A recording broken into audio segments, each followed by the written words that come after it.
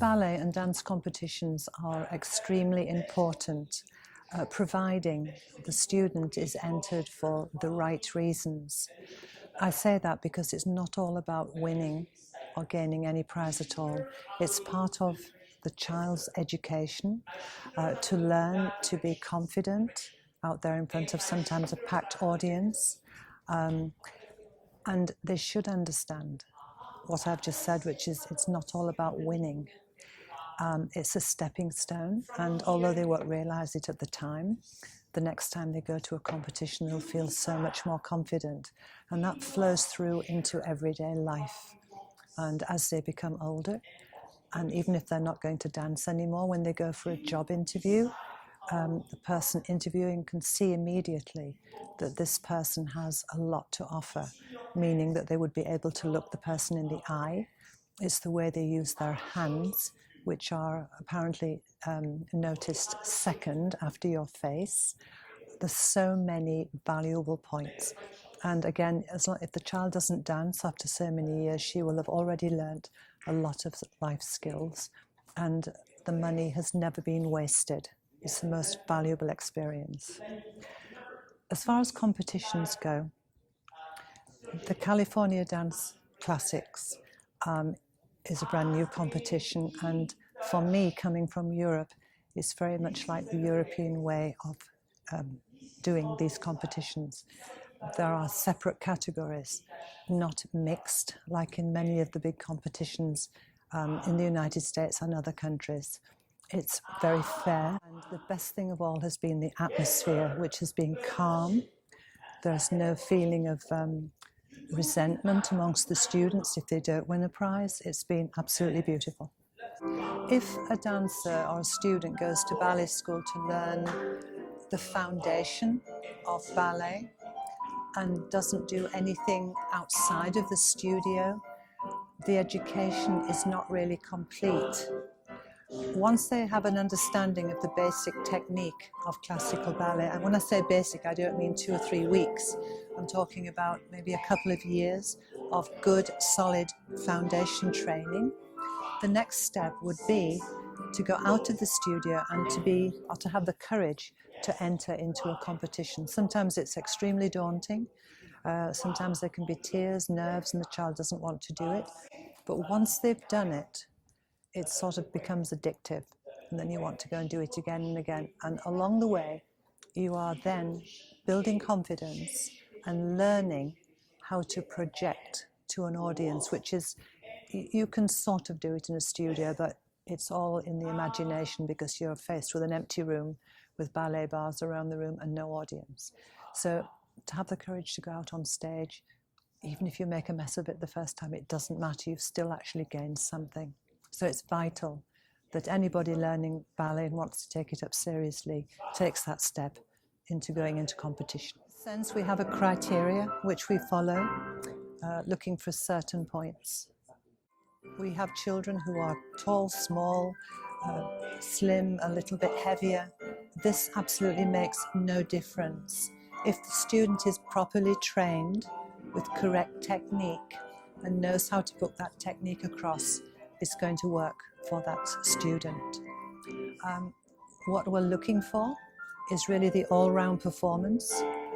Technique alone is lovely if you are a technician in the audience and you're looking only at that, but the majority of audience members go more or less for the entertainment.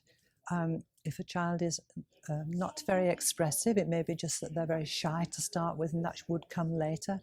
But the complete package would be a good solid foundation of technique and a natural way of expressing the solo, whichever solo they're doing. If it's got a storyline, you have to be a drama queen, a little bit of a drama queen, and put the story across clearly with gestures, because in ballet we don't speak. We do speak, but only with movement, not with words. So that is vital.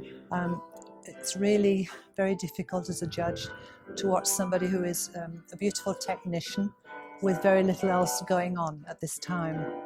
You might get somebody who's not quite as good technically, but is more of an all-round performer, meaning they have that way of expressing what they're doing.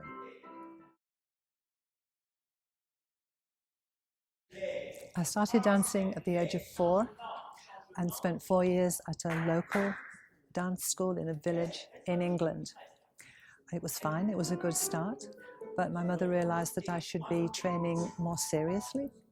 So from the age of 8 to 16, my parents found a big school in the city near where I lived to continue training. Unfortunately, at that time, many years ago now, because I'm tall, the opportunity to become a classical dancer was slim. Had we known about Balanchine and the companies where they took very tall girls, I would have been fine. But as I say, it was limited in England. But I did spend a season with Ballet for All, which was an offshoot of the Royal Ballet School, the Royal Ballet Company. And it was during that time that I was approached by the pianist asking me what I was going to do when I left school, because I was actually 16 at the time. In England, you can leave school at 16. So I said I didn't know, and she asked that my parents call her. And then she said, how would you like to go to audition in London for a group of dancers working in Paris, France? Well, coming from a small village, that was huge excitement. I went to audition. Now it's such a long time ago, people perhaps will not remember, but in Paris, there was a very famous group of dancers called the Bluebell Girls. And the Bluebell Girls were actually also in Las Vegas and in many countries. Very, very famous reputation. And I was lucky enough to be offered a contract in Paris. My father didn't want me to go anywhere else because Paris, of course, was closer to England than sending me off somewhere else like Las Vegas. So I spent 7 years in Paris dancing. It was wonderful. It was very hard work. We danced 7 nights a week. Never had a night off except for the summer holiday, which was about a month. So I stayed there for 7 years. It was wonderful because we had a little bit like the equivalent of the Oscars in a way, meaning the red carpet. Every 2 years we had a new show, and that was an invited audience, Hollywood stars and royalty from all over the world. That was fantastic. After that, I stayed in Paris, and I didn't dance for a while. I worked as a photographic high fashion model for a couple of years. And then I went to New York to continue working as a model for a little while. Didn't like it too much in New York, bit of a rat race. And then I went to work for a company at NBC that made game shows, totally different. And I was a production assistant on one of the game shows. Well, after that, I wanted to teach always after I finished dancing professionally. So I went back to England and opened my own school back in the north of England and had that school for 27 years. And during that time, due to the caliber of my students, I was approached by the Royal Academy of Dance to see if I would like to become a ballet examiner. That means that the ballet examiner goes to schools anywhere in the world which studies the Royal Academy of Dance system. So it's identical wherever you go. Everybody learns in French, so it's not a problem with the language. So that I've been doing for almost 30 years now. Traveling abroad is the most wonderful, wonderful job. We moved to the East Coast of America 20 years ago, and 4 years ago moved to California, which is how I know. Well, I knew Connie before that time, but certainly I've done more with Connie since we've been here. And I work in a school in Carmel, California. And the school has recently been introduced to the Royal Academy of Dance examination system. And that more or less brings me up to date.